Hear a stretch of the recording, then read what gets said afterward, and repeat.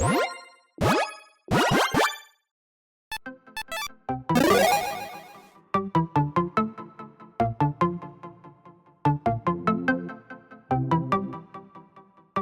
everyone, Mitch coming in for the Commander's Core Studio. Welcome to the show. So today's episode comes to you courtesy of my incredible patrons. Once a month they vote on what commander they want to see, and this month's commander is the unbeatable Squirrel Girl. Such an incredible commander, such a powerful commander, a 4/4 Squirrel human hero for 4 mana in green. Whenever it enters or attacks, you make a 1/1 Squirrel.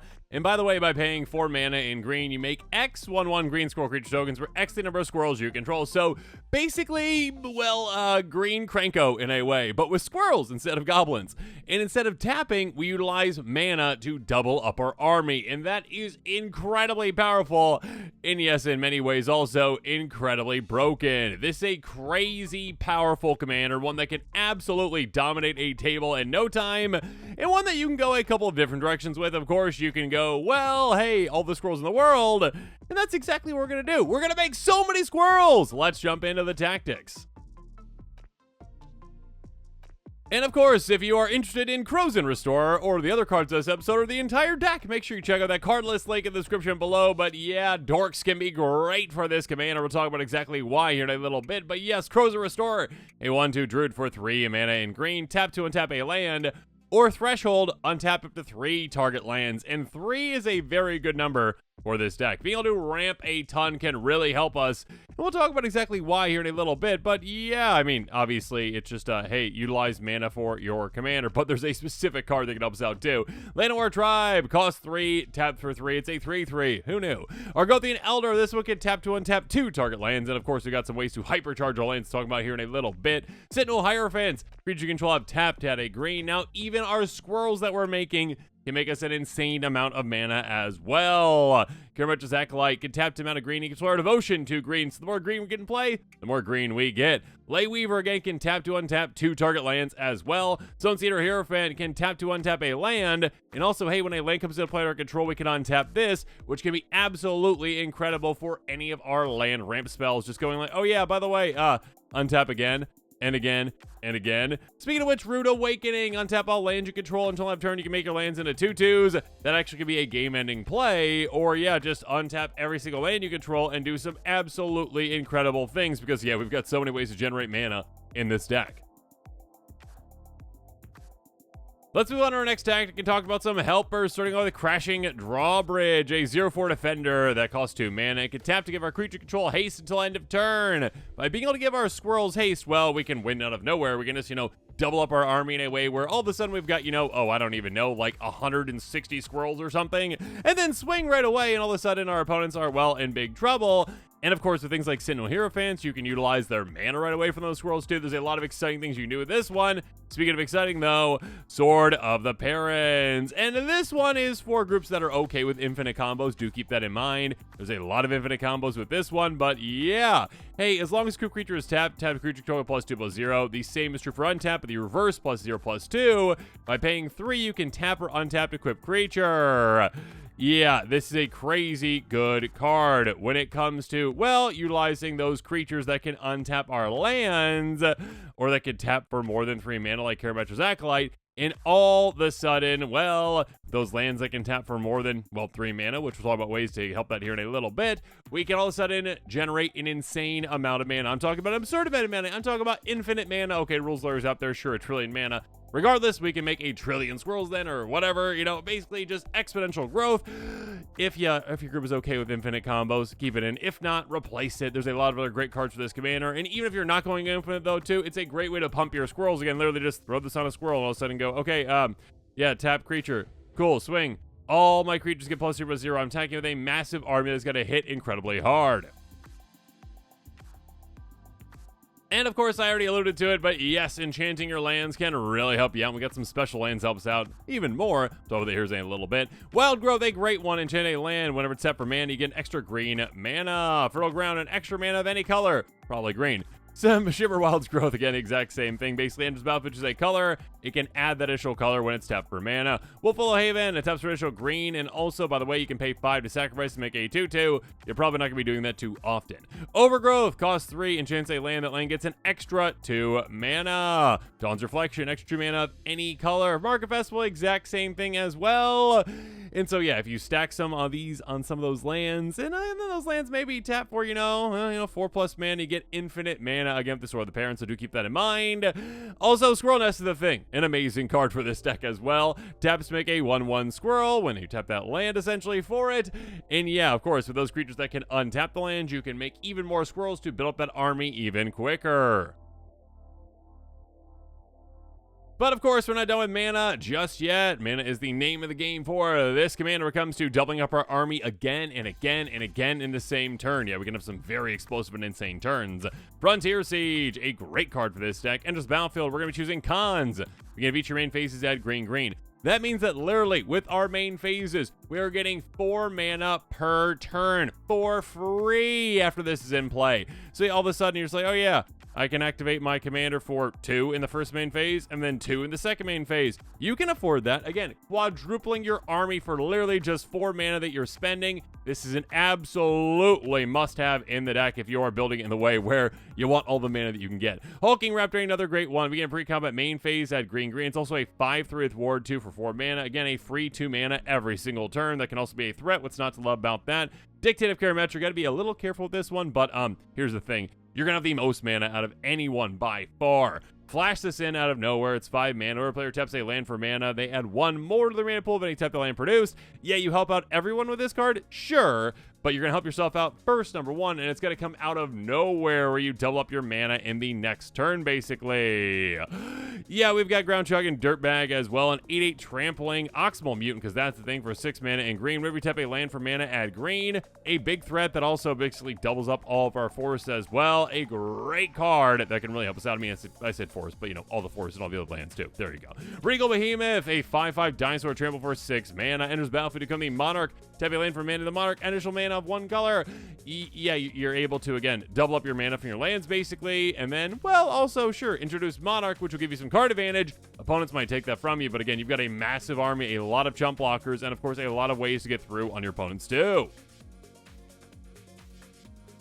Next up, let's talk about some card advantage and card selection, starting off with Season of Growth, a great enchantment for this deck. 2 mana in green, where a creature in its battlefield to control you, scry 1.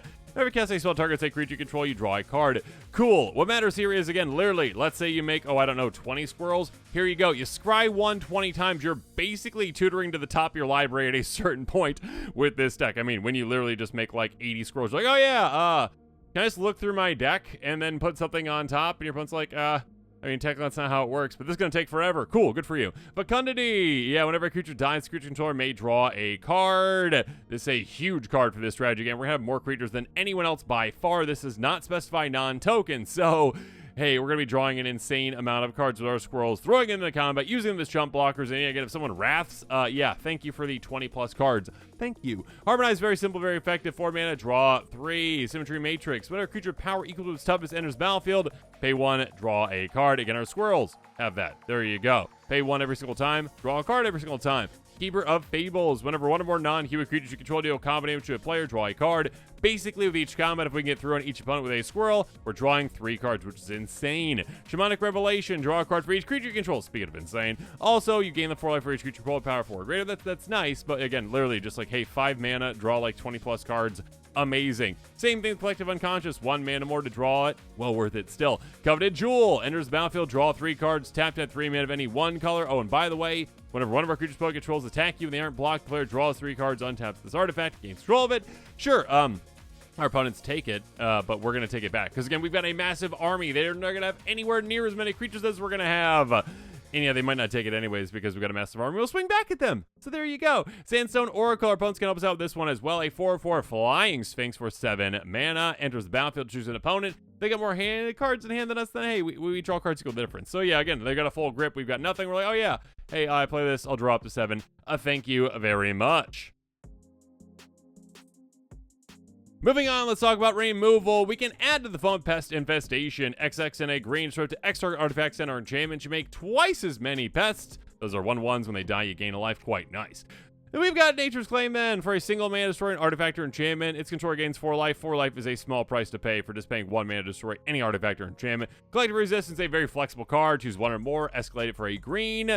Destroy target artifact, destroy enchantment, or target creature gains hex or indestructible until end of turn. Protection and removal all in 1. Heritage Reclamation, destroy an artifact or enchantment, or exile card from a graveyard to draw a card so this can cantrip if we need to. Beast Within, destroy any permanent, replace it with a 3/3. Druid of Petrification, enters the battlefield starting with you. Each player can choose an artifact or enchantment I don't control. Thank you. Destroy each permanent chosen this way. Destroy many things with this. Speaking of that, never rolls disc, a good panic button. Enters tab, pay 1 tap, destroy artifacts, creatures, and enchantments when you need to.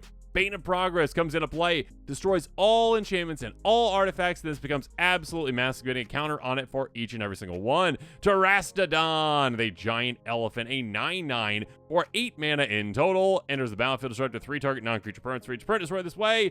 Give him a 3/3. Basically, triple Beast Within in a way. And yeah, having a 9/9, that's quite nice.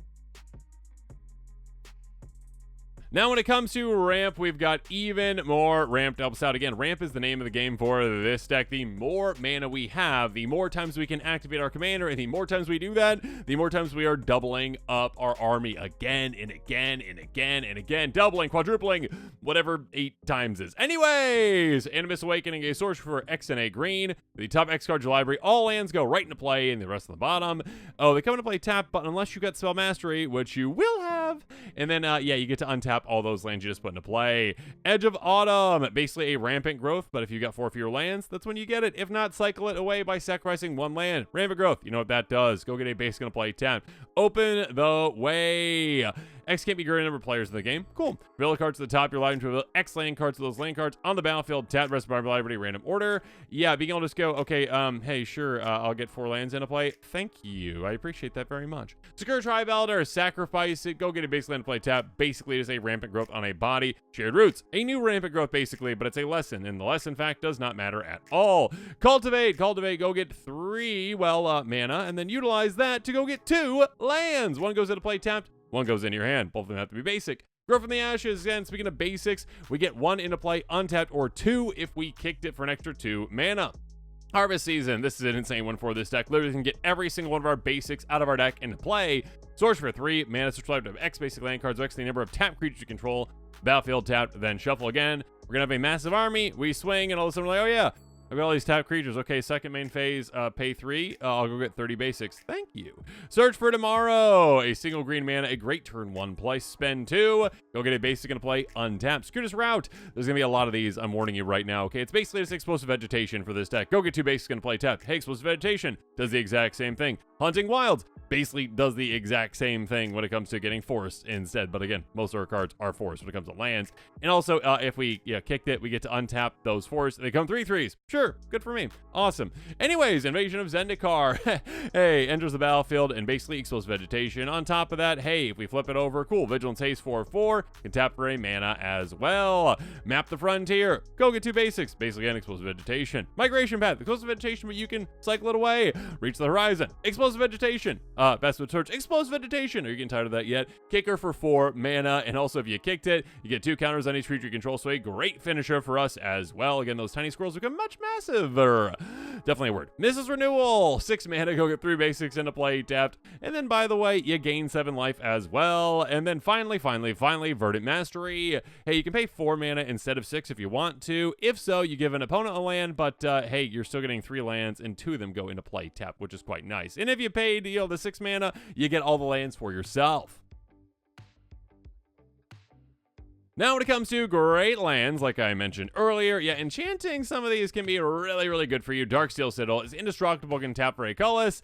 Yeah, that is quite nice because when we enchant it, it's going to be much more difficult for our opponents to remove it. Speaking of which, Valvagos Lair, yeah, unless our opponents are playing mass land destruction, basically, they aren't touching this one. It's an enchantment land. It's got hexproof, enters tapped. As it enters, choose a color. Tap at 1 mana of the chosen color. So, yeah, a great way to, well, throw our enchantments onto a land that is going to be very hard for opponents to deal with. And with that, this episode is come to a close. Make sure you comment below with your thoughts on it. And of course, as always, thanks again and have a good one.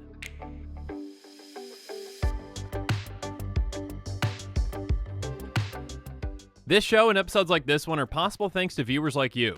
If you're looking for an easy way to help support this show, make sure that you like, share, and subscribe. Also, hit that bell notification icon so you don't miss any new episodes. You can also go check out our playmats and other merchandise at thecommandersquarters.com. Another easy way to support this show is with our TCG player affiliate links. So whether you're buying a deck or individual cards, you can use this general link right here or one in the description. And the final way that you can support this show is by supporting us directly by becoming a patron. There are many benefits to being a patron, and I truly couldn't do this without all of their support.